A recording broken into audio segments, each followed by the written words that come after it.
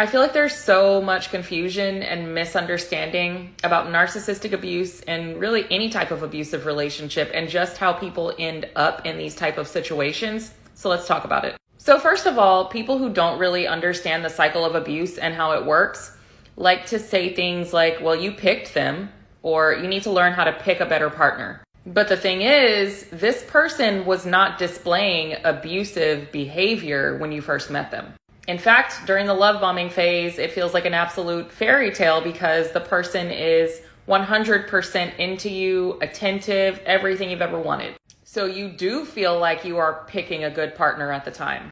People like this, narcissists, sociopaths, are con artists and master manipulators that pretend to be someone that they're not for quite a while. Now, in the process of them pretending to be someone that they're not, the victim falls in love with this person who doesn't actually exist, but they don't know that.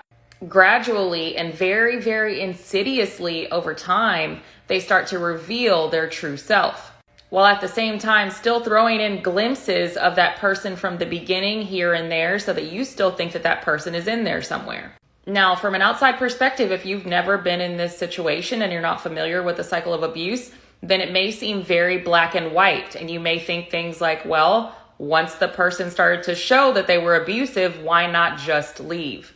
And I'm going to let you know right now that when you're dealing with psychological manipulation and abuse, it's not that black and white. The victim forms a trauma bond to this abusive person. It becomes a cycle of extreme highs and extreme lows that your brain becomes addicted to. At the same time, the abuser is using the harm and soothe cycle, where they are the person who is harming the victim, while at the same time, they're the one who's also soothing them from the harm. Can you imagine that level of psychological abuse where the same person who is hurting you is the same person who's making you feel better after they hurt you? So now, after you get abused, you crave that person to soothe you from it.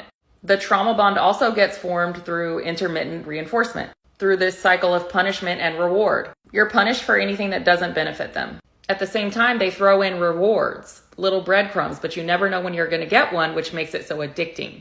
Over time, this causes you to prioritize their needs and wants over your own. The abusive person is also gaslighting you into thinking that every problem in the relationship is your fault, even though they're the one that's causing the problems.